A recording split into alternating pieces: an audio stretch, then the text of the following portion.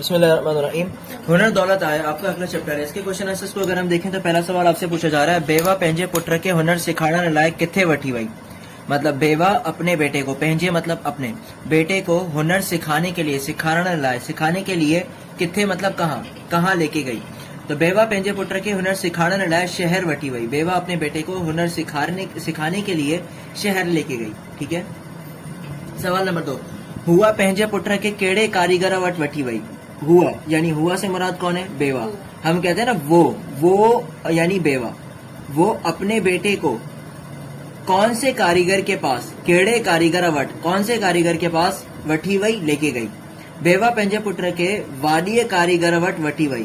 بیوہ اپنے بیٹے کو واڈی کسے کہتے ہیں؟ واڈی کہتے ہیں بیسیکلی اس کو اپنا بڑھئی کو، جو لکڑی وغیرہ جسے ہم اردو میں کارپینٹر کہتے ہیں نا، تو کارپینٹر. ٹھیک ہے، کارپینٹر کے پاس لے کے گئی. بڑھئی اردو میں ہم بڑھئی لکھیں گے اسے. واڈی مائیے کے کیڑو شرط بدایو. اب وہ جو بڑھئی تھا وہ بڑا تجربہ کار تھا، ایکسپیرینس بندہ تھا. اب اس نے عورت کو کون سی شرط بتائی؟ اب کام سکھانے کے لیے شرط بتائی تھی اس نے، اپنے چیپٹر کے اندر پڑھا ہوگا. تو واڈی مائیے کے شرط بدایو تو آؤں رات جو چھوکرے کے کوٹری میں بند کندس. بڑھئی نے عورت کو، مطلب مائی یعنی عورت کو شرط بتائی کہ میں آؤں یعنی میں رات کو چھوکرے کے یعنی رات کو لڑکے کو کوٹری کسے کہتے ہیں؟ ایک ایسے کمرے کو جس کے اندر مطلب روشن دان وغیرہ، اور جس کے اندر مطلب جیسے ہم کہتے ہیں نا اسٹور روم، لیکن کوٹری بیسیکلی کہتے ہیں ایسے کمرے کو جس کے اندر سہولتیں موجود نہ ہو. ٹھیک ہے. کوٹری میں بند کروں گا. جے کرے چھوکرو صبح تائیں جیارو ہندو. جے کرے یعنی اگر لڑکا صبح تک جیارو کسے کہتے ہیں؟ زندہ ہندو، زندہ رہے گا. تو آؤں پیو کیس پہنجو شاگرد کندس، تو میں اس کو اپنا شاگرد بنا لوں گا. اب بیسیکلی اگر ہم اس کہانی کو اگر ہم پڑھتے ہیں توجہ سے تو ہمیں سمجھ میں آتا ہے کہ اس نے شرط رکھی تھی کہ میں تجربہ کار آدمی ہوں، میں کسی بھی عام آدمی کو اپنا اسٹوڈنٹ نہیں بناؤں گا، کیونکہ ایک شاگرد بنانا بہت بڑی رسپانسبلٹی ہوتی ہے، بہت بڑی ذمہ داری ہوتی ہے. تو کیونکہ استاد کا حق وہ پورا ادا کر سکے گا نہیں کر سکے گا، یہ بڑی بات ہوتی ہے نا.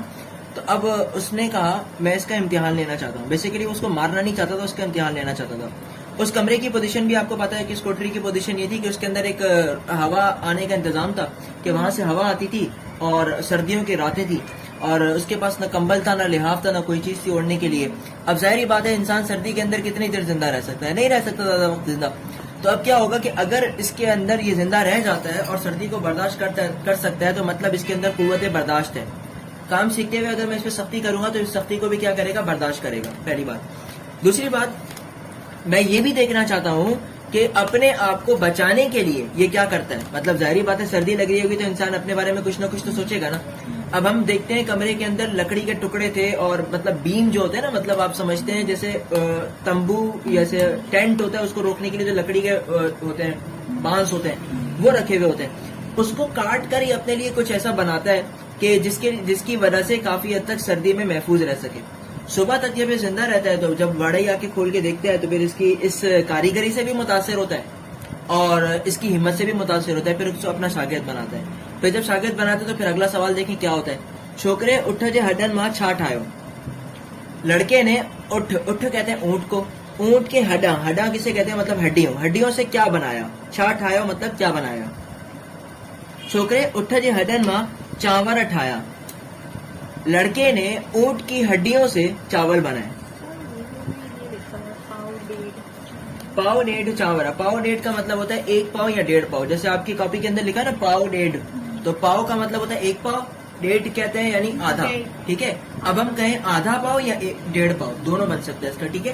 بہرحال پاؤ ڈیڑھ یعنی کہیں گے پاؤ آدھا پاؤ. جیسے بولتے ہیں نا، جیسے ہم کسی کے پاس کوئی چیز لینے کے لیے گئے، دودھ دینے کے لیے گئے، یار آدھا کلو پونا کلو، مطلب 1 کلو آدھا کلو دودھ دے دو یار، جو دل کرے دے دو. تو ہم ایسے بول رہے تھے نا آدھا 1 کلو دودھ دے دو.